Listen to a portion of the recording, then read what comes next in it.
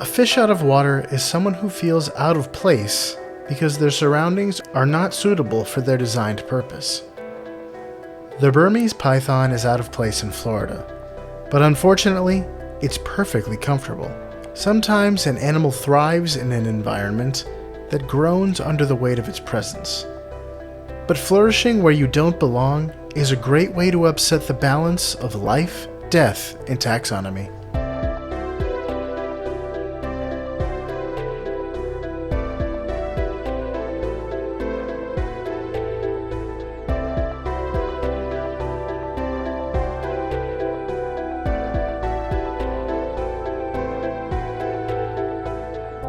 Welcome back to Life, Death, and Taxonomy. It's your 30 minutes of interesting animal information. I'm Joe. And I'm Carlos. Thank you to Cassie for the creation of our theme song. To hear more of Cassie's music, please search Cassie Michelle on YouTube or Spotify. And thank you to Johanna for the creation of this week's artwork. To check that out, you can visit us at our home on the web at ldtaxonomy.com. And a very special thank you to our patrons, to Jesse Raspolich, Carol Raspolich, and Richard Kaspar. Thank you so much for your support. It's greatly appreciated. Thanks for helping us keep the lights on. And today we're talking about a reptile who's coming in our state and taking all our rabbits. Trying to eat him, so y'all better hide your hogs. Hide your bobcats. They've infiltrated. We're talking about the Burmese python. Yeah, I didn't write that down. I had to come up with that on the spot. Me too. So we I got a didn't know little you were gonna political. do the Antoine Dobson joke, so Yeah, political Antoine Dobson. Things are going to sound weird because you're thundering and I am cold, so it's going to sound funny. Can you hear the thunder now? I did hear some thunder, yes. Yeah. I am just thundering. I am electric right now. Oh, good. Boogie, woogie, woogie. But yeah, it's the Burmese python. We're going to call it here the mouthy python. And slither hugs. Very good. Playing Hogwarts Legacy, so Slytherin is on the mind, even though I chose Hufflepuff. Because I like things that are average. That was a little tangent. But let's bring it right back by taxonomizing the snake. Okay. It's in the kingdom you know, love, and are in Animalia, of course. The phylum is Chordata. It's got a spine. The class is Reptilia by the strokes. The order is Squamata. Kind of like lizards. The suborder is Serpentes, unlike lizards. The family is Pythonidae, so pythons. The genus is Python, also pythons. And the species is Bivitatus, which we're going to go right back to saying that it sounds like a Harry Potter spell. Only if it was Pythonus bivitatus. But that brings... So it's... Yeah, Python bivitatus brings me to my new favorite part of the show. A nitty-gritty nomenclature. It's my new favorite part of the show because I can almost always do it. Critter groups was great, but now that we have done several species within these larger categories of things like snakes and fish and frogs, it's run its course for the most part, unless we do a bird, because those guys know how to venerate, if you know what I mean. Yes. The ichthyologists, however, they do not care. It is schools and pods. Schools, shoals, and pods for whales. I mean, that's really not, pods is not even ichthyology. No, it's not. So cetaceology. Even though there's so many different kinds of fish, they can't be bothered. Honestly, maybe I am team fish because maybe the fish people are like, terms of venery are stupid and we don't need them. But it's fun. You get to make up a fun word for a group of something. You have there's a kind of fish called a Jewfish. You don't want to have fun with naming the group of those? No. There's a group of fish called a grouper. Go wild. Have fun. It's already a group of groupers sounds the funnest. I don't know. I just maybe that this is my calling. Yeah. I'll happily get paid to just have people put a picture of a fish in front of me and then I come up with the name for it. That was the first job anybody had. That was Adam's job. To look at animals and name them. We do name the animals. We don't need to name the group or groups of them. Yeah, I mean, we that's already have done. words for that. Groups. Groups. All right, but we can't do critter groups because we've already done snakes. But we can do nitty-gritty nomenclature, and we've got Python bivitatus. So this is the part of the show where I ask you, Joe, a question, and that question is, what is the binomial nomenclature in English? How is that translated? Python bivitatus. Now, I think this one's going to stump you. Is it A, long snake, B, big snake, C, brown snake, or D, double-banded snake killed by Apollo? More like, I'll have you Longshanks.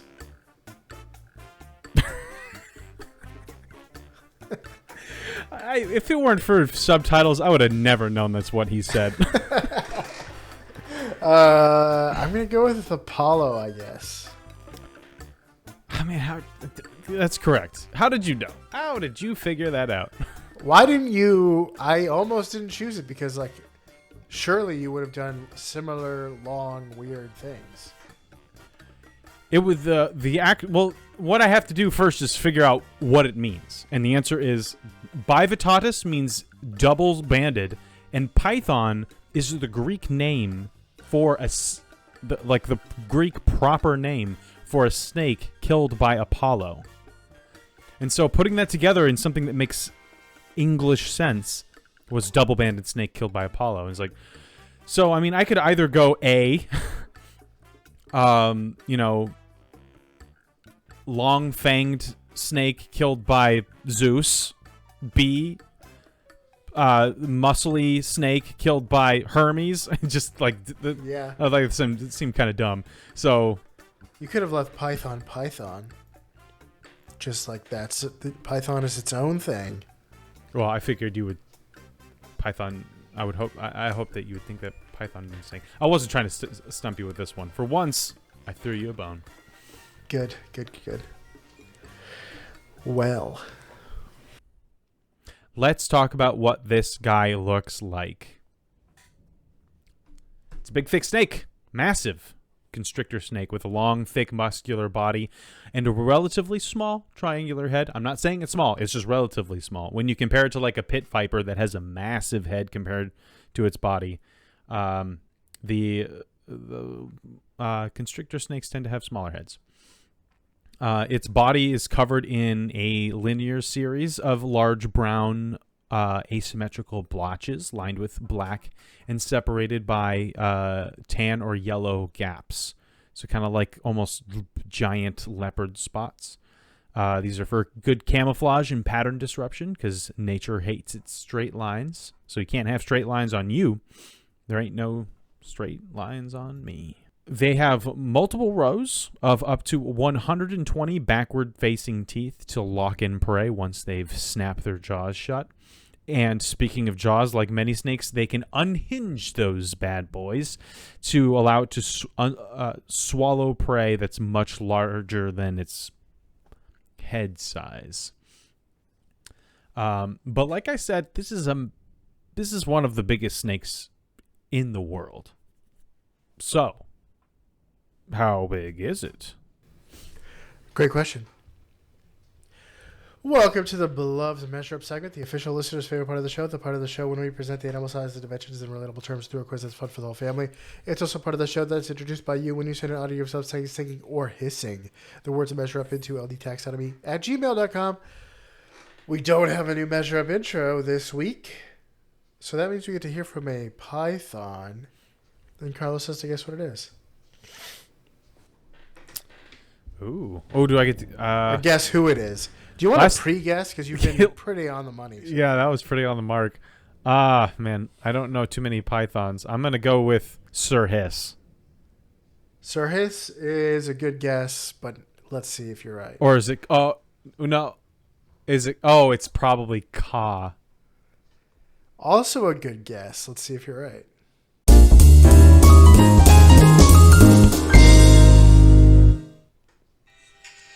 Hello? Yep, it's Ka. Hi, I'm Ka. Oh, you chose the Scarlett Johansson Ka. Don't be scared. I'm not gonna hurt you. Yeah, that's Scarlett Johansson. Except she's Python. That scene's pretty good. That movie's pretty good. Yeah, it's the best of the remakes, I'd say. But I thought you were going to the original movie had, I think the actor for Winnie the Pooh did the voice for Ka. Yes, he did. Yeah. So it's just so weird hearing this like elderly, warm, charming voice from this slithering serpent. No, I didn't do that one because I knew you were going to guess it. So. Yeah, I had to put a twist on it. Sir Hiss was... I'm not sure that he was even a python, so... No, I don't think so. He was probably some sort of adder, like an English snake. Well, the King John calls him all kinds of things. He's a pernicious python, cowardly cobra. He just likes his alliterations, even if he's way off on his taxonomy. Maybe a barred grass snake. Let's talk about length. Let's talk about love. Let's talk about length. There are 5 meters they can be, or 16 feet. That's a lot. That's the upper end of average for sure. I think like what is typical is like 4 to 6 feet for adults. 4 to 6 feet? I was saying average was 12. Yeah, but like when I say average, it's like the majority. Like if you take the average of all of them, because reptiles grow until they die. The average of all of them is probably going to be somewhere in the middle. Well, I was saying things start out really small. That once they get that, like once they leave the juvenile stage, there weren't really any that were like less than 10 feet or something like that. If I was looking at it right. Really? But they can get much larger. The biggest on record in, I think, at all, but maybe just in Florida, is 19 feet. But obviously, like there's rumors of, we've seen the infamous 20-footers, 20 plus feet. The green anaconda apparently can get up to almost 30 feet. That's too big. Yeah, the longest snake in the world, I think, is the anaconda. But the biggest snake in the world, like in girth, Bulk, is our friend the Burmese. Burmese Sanders. Oh, why didn't I put that in there? So how many Colt pythons with the largest available barrel length go into the length of the Burmese python? We're looking for barrel length. Colt pythons. I don't know that one. Here's a hint. The Colt python was first released by Colt Manufacturing in 1955. The revolver boasts precision adjustable sights, a smooth trigger, solid construction, and extra metal for added durability. And it fires a 35.7. How do you say this? .357? 357. 357 Magnum. Yep, 357 Magnum. I know it's like with guns, it's always going to be different. I hate talking about the caliber.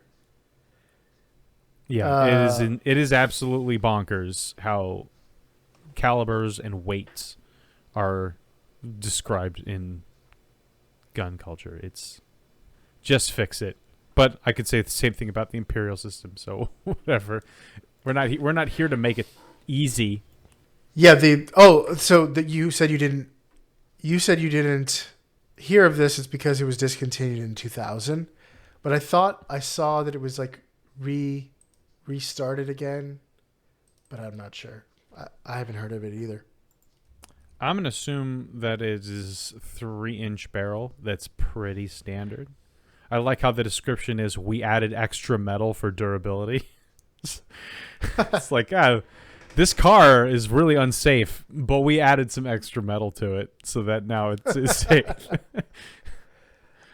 So I'll give you another hint. There's 1, 2, 3, 4, 5, 6 barrel length variants. And we're going with the longest one. Oh. That is helpful. Not necessarily standard. They have some of those like pistols that have or revolvers with comically long barrel lengths. And maybe. Well, we're not going with like the custom job. This is like the longest available to buy from Colt. I think 4 inches is probably upper end of standard. My answer is 48 on the dot. 48 flat. Sharp. Final? Yes. The correct answer is 28.5 Colt Python barrels. It's long boy. The longest barrel of the Python was 8 inches. That is a long pistol barrel. Yeah, they come in 2.5, 3, 4, 4.5, 6, and 8. Try to appendix carry that thing, and it's going to go through your femoral artery. Yep. Sounds fun. It's a 357, so it's gonna like blow off a good chunk of your leg while you do it. No, it doesn't even have to go off. Just having it there just requires it to be in your leg. It's too long. Its holster is your inner thigh. Not super practical. I can see why they discontinued an 8-inch revolver with an 8-inch barrel. Well, they had a 3-inch, like you said. I'm looking at a picture of the 4-inch, and it looks normal. It looks like a big Magnum gun, the 4-inch version. Yeah, it turns out you don't get that much more of a benefit from having just a substantially longer barrel like that. It is more accurate and faster, but not by enough to justify having an 8-inch barrel on your revolver. Just most of a ruler taped to the end of your gun.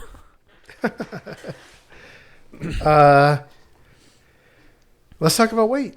They're 75 kilograms or 165 pounds, but they can be up to like 200 pounds. So how many pythons go into the weight of the fruiting body of the... Hold on. Felinus elpsoideus, which is a mushroom, a fungus among us. Man, I don't want to know about anything's fruiting body. Felinus ellipsoideus. So we're talking about mushrooms, which are the fruiting body of a fungus. Did you know that? That's what a mushroom is. It's just the... So when you see a mushroom, there's really that's just an appendage of a much bigger organism beneath the surface. Yeah. Ugh. The ellipsoideus is native to Hainan Island in the South China Sea. You're asking me how many of these pythons go into this mushroom? Into the weight of this mushroom, yep. Well, you haven't... So you know this mushroom is big. Okay, I must know. Bigger than 165 pounds. You're not going to do... the answer is .01 or whatever. Who could say? You haven't done it to me yet, I don't think, so this would be a first. I'm going to go ahead and use some charitable judgment. That's a big mushroom. Mushrooms are weird, and I don't like them. One that's 165 pounds is worse. I'm going to say 1. 1 to 1. A 165-pound mushroom. I think you fight one of those in Dark Souls, so we're going to go with that. Final answer? Yeah, 165, or 1 is my answer. The correct answer is 6.6. Whoa. This mushroom can weigh up to 1,000. 500 kilograms or 1,100 pounds. What? I have got to see a picture of this thing. I have not been able to find. It's like the kind that it's like a tree shelf kind. So I haven't seen a picture of one that looks crazy. This is like the kind of mushroom you jump on in a platforming game. Am I looking at the one that looks like you could build a house on it? In it? Yeah. See, I never believe these pictures. Because there's so many pictures on the internet of like, look at this fish, and it's like 40 feet long or something like that. And it's obviously photoshopped. Well, we have it on good Wikipedia authority that they can be 1,000 pounds. Okay, I see one that looks a little bit more legit than that other one. Man, if you were just walking through the forest and you saw this thing, that'd just be so weird. It's like this. I just feel like it was gonna chase me or something. I don't know.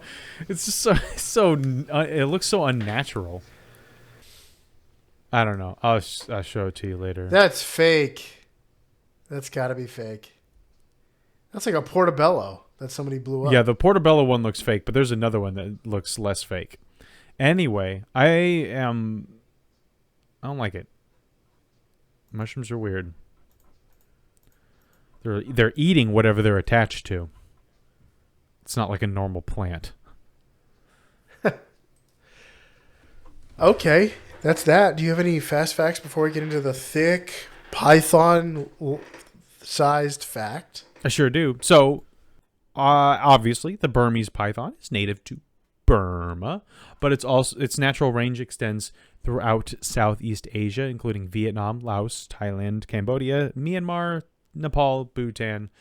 I don't know how to pronounce that one. China, Taiwan, India, and even some some spots in Malaysia. Grammarly did not catch that. It loves swampy marshlands with lots of water.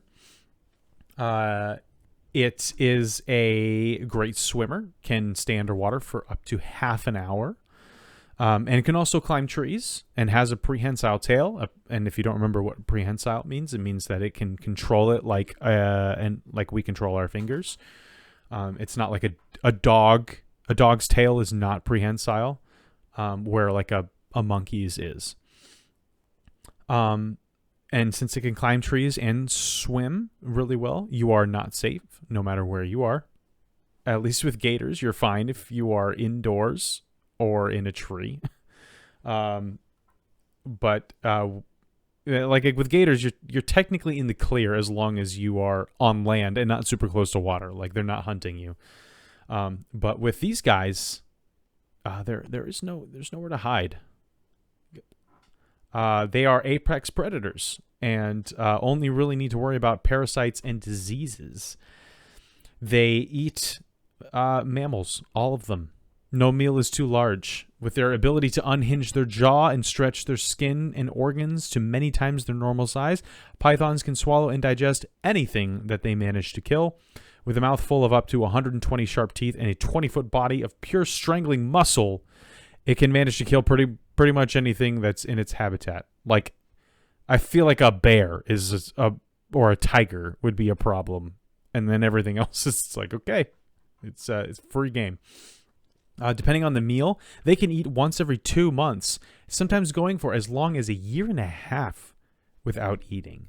And this is done because their digestive system essentially switches off once they pass their last meal. Because of this, when they swallow the next meal, new food, their whole digestive system is rebuilt. It boots back up. It undergoes an extreme makeover. Its heart rate and oxygen consumption increases. Its heart actually increases in mass. It generates more stomach acid and basically rebuilds its stomach and intestines in response to having swallowed this new meal. And so it can take as long as 2 weeks to digest a meal. But then after that, it's good to go for months at a time, which is interesting. I remember with crocodiles, if their metabolism goes too slow, the food will just rot in their stomachs. But the big thing with the python is it generating more stomach acid in order to get things moving. Episode 2 of Breaking Bad style. Get that acid going to work. And I will leave it at that. I feel like everything else I have written here is all about the major fact by accident. Okie dokie. I'm calling the major fact Invasion of the Swamp Snatchers. Yeah. Makes sense. So, Burmese pythons are an infamous invasive species in South Florida. From 1996 to 2006, that's 10 years, over 90,000 Burmese pythons were imported into the U.S. for the pet trade. That's a lot. It's too many. Too many. Hurricane Andrew in 1992 destroyed a python breeding facility and zoo, allowing escaped snakes to populate the Everglades. That's crazy. You hear a lot about like the pet trade. People like would go and like buy them, and then they would get really big, and you're like, well, this is too big.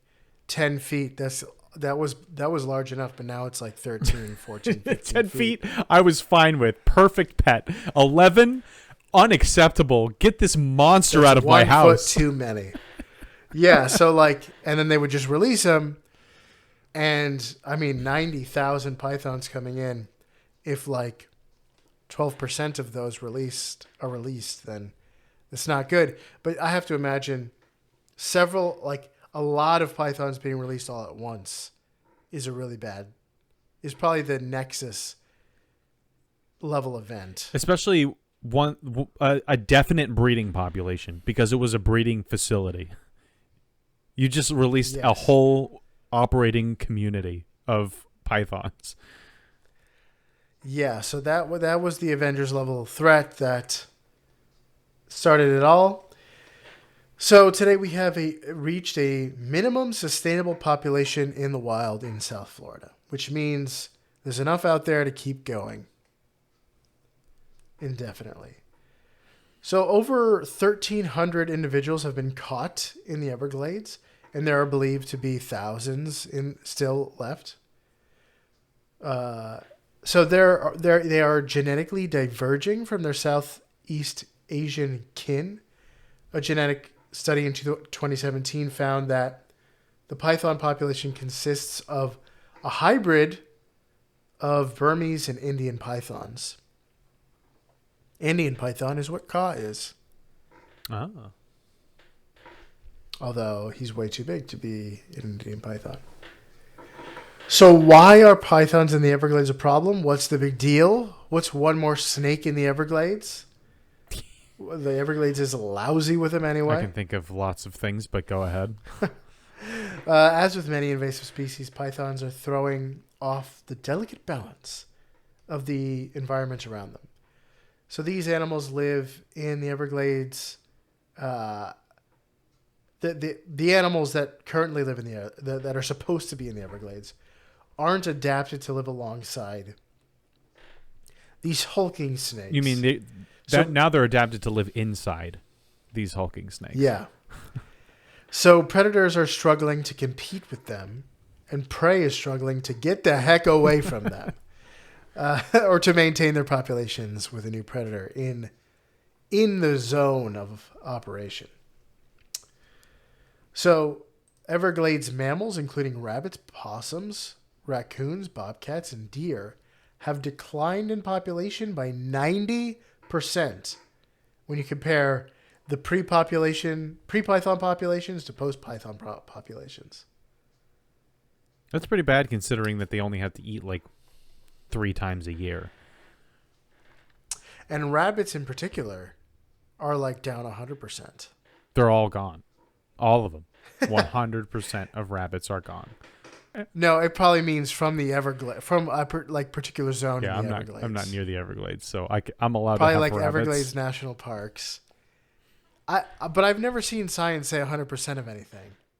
Yeah, 100% doesn't exist in science, I don't think. It's not a number. It's not a science number. It's too sure of itself, too definite, too absolute and exhaustive. Yeah. And only a Sith deals in absolute. Only a Sith. Exclusively Sith. Absolutely only Sith deal with an absolute.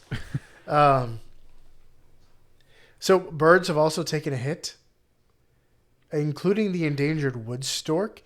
And then also the rare and endangered Florida panther is also threatened by the snakes, which eat its main sources of food. It likes rabbits, and you ate all the rabbits. Now I'm going to eat you. Because I feel like Florida panthers are small. And if a python saw one, I feel like it's just right on the menu. But snakes start out small, so maybe they get a chance. So why are python difficult to deal with? While they don't belong in the Everglades, they certainly thrive in the subtropical environment. So it turns out this wet and dry season, warm climate is kind of similar to home. The wetlands and hardwood hammocks of the Everglades provide optimal environments for pythons to hunt and breed. Recent studies have found that they enjoy like elevated hardwood hammocks over the marshy wetlands, but they'll hang out in a wetland if they gotta. So young pythons can disappear into tall grass or water, making them elusive prey for predators that could hunt them when they're small. And as an invasive species, Florida Fish and Wildlife has given permission to take and kill pythons all year round, and it's illegal to release pythons you've caught or purchased. They're only protected by anti-animal cruelty laws, which all animals are protected by. So you can't, I don't know, like skin it alive. Attach it to a helicopter blade and let that thing fly around the room.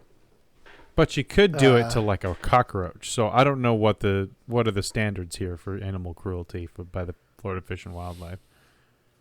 Probably something to do with central nervous systems.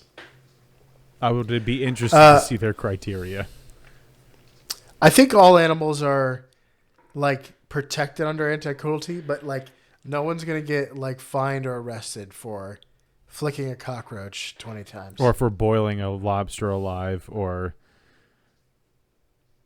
I don't know, embarrassing a fish while it flops around and dies and suffocates slowly after you've caught it. That's pretty inhumane. That's pretty cruel. We've talked about the bullseye snakehead, which they say the humane way to kill it is to put it on ice, which seems slow.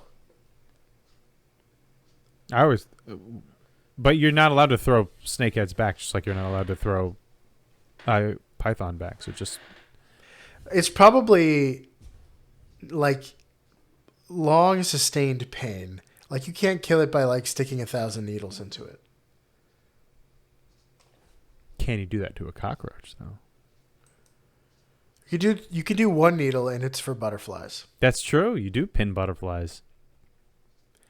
There is a bounty program that offers cash money to python hunters. If you become a python removal agent, you are required to wear a cool hat. By me.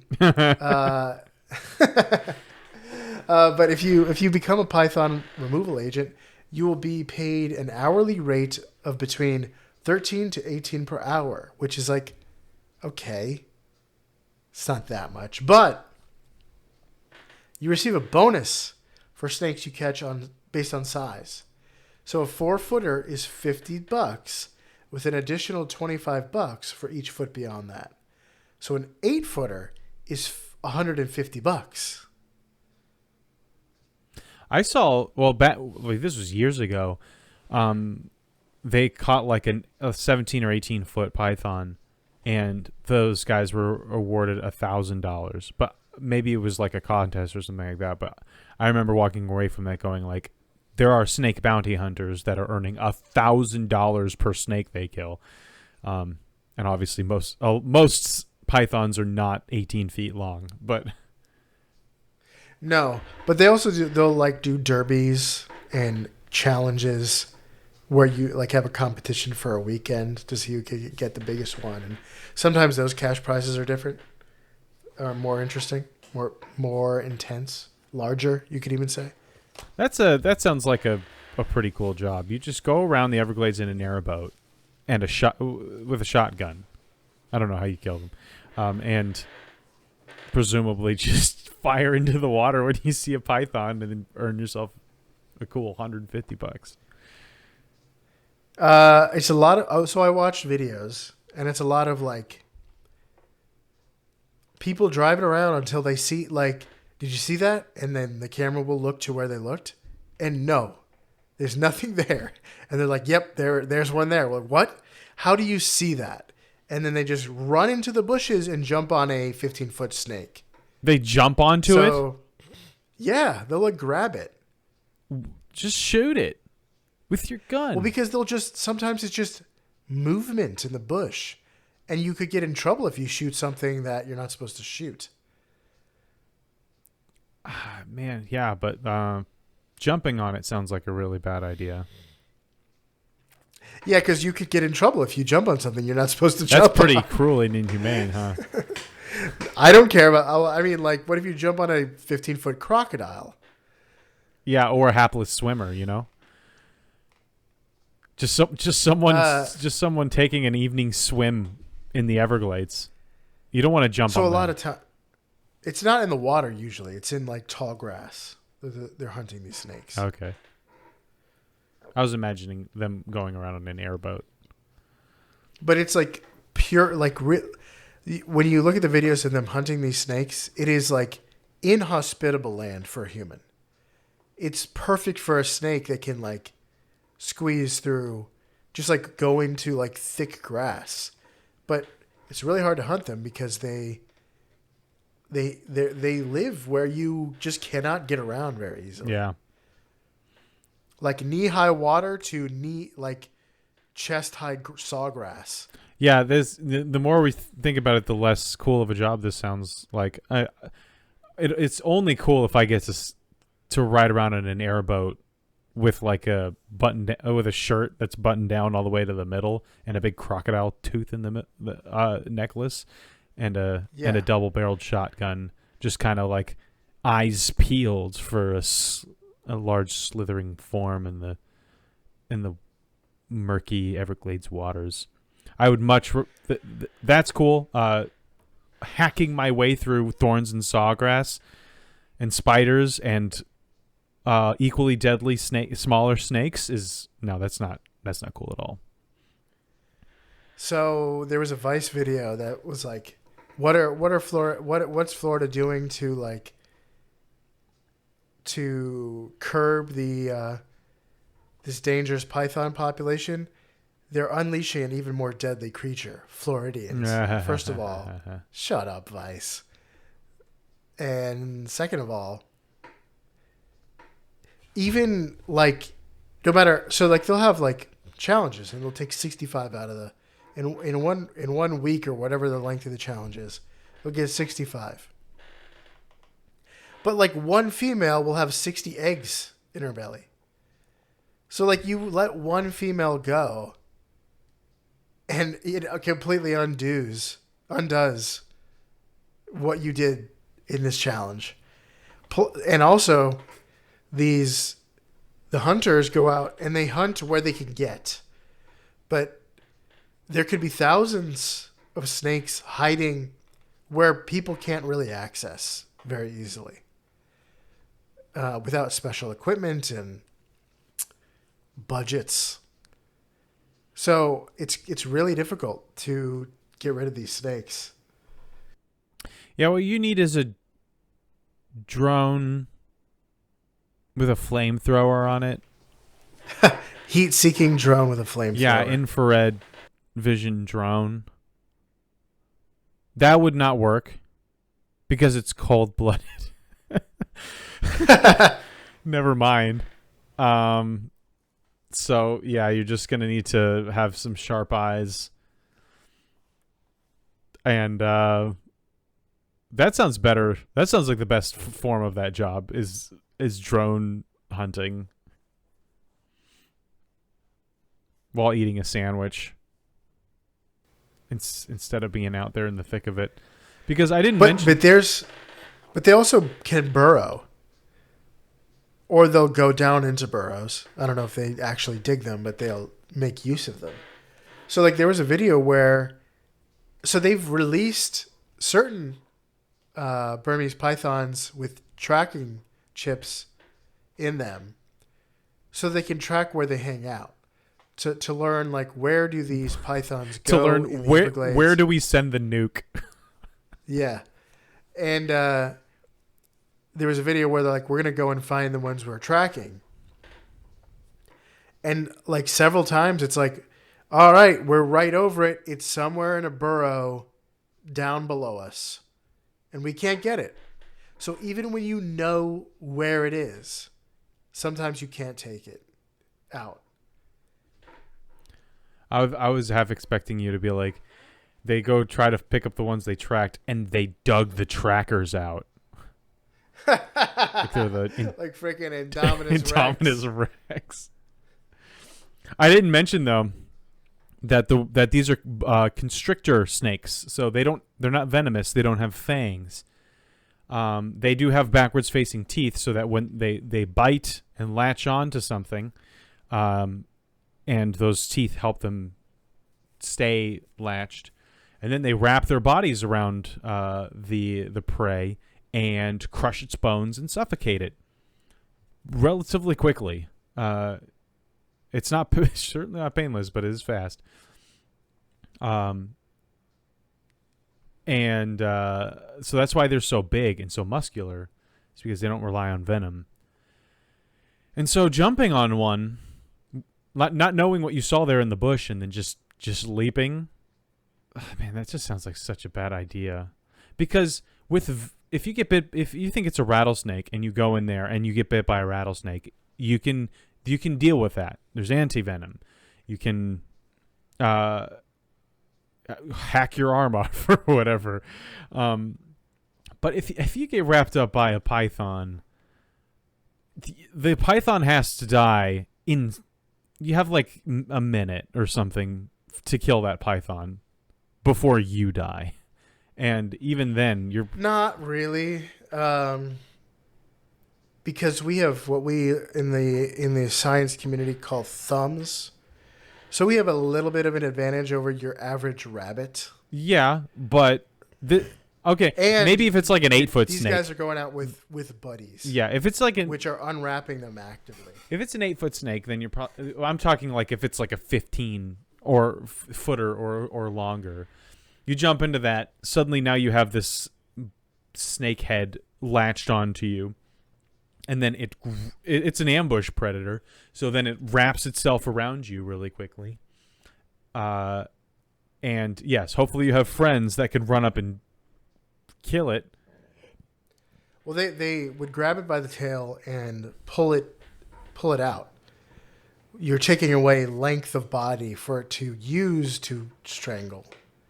So yeah, you definitely don't want it to get around your neck and stuff, but also they're also usually in flight mode when they get jumped on. So they're not in the ambush, I'm going to kill you, so I got to wrap around you really fast mode. But I wouldn't want to get bit by one for sure. No. Because they latch on. I saw a video of a guy who had one like on his forearm or whatever, and there were like 3 other guys like trying to pry its jaws open, and there was nothing. Like, it's not like a dog's jaw. It's very flexible. So like they're pulling on it, and it's like pulling on like leather. They're not able to get their fingers under anything to pull. So it's just stretching. Yeah. And this jaw is tightly clamped. So that's not pleasant. No. And now there's thousands of them. Yep. Burmese, I mean. They're everywhere. But yeah, like, I don't know of any, like, human deaths by constrictor snake in Florida. No? I didn't look up the statistics. Yeah, there's a lot of, like, and I do it too, just like, there's all these dangerous animals. And they're not... When you look at the statistics, they're really not all that.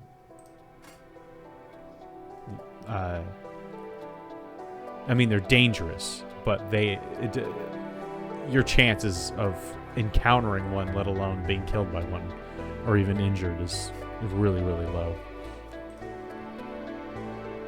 Like, I've lived in Florida my whole life, and I've lived 10 minutes from the Everglades my whole life, and I've never seen one of those in the wild. So, so you got anything else?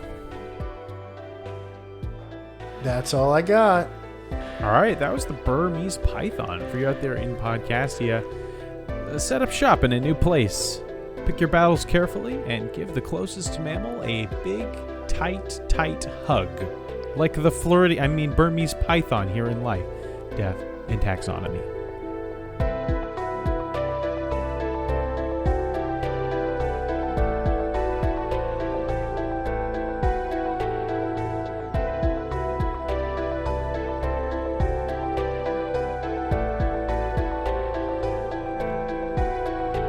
Hey Taxonomy Titans, I just want to remind you that we now have a Patreon. Patrons can see full video episodes and get shoutouts on the show.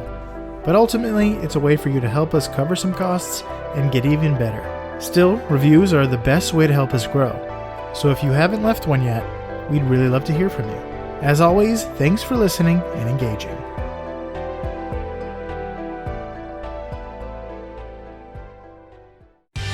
Life, Death, and Taxonomy is my favorite in the world podcast. That was a nice one. Give somebody a hug.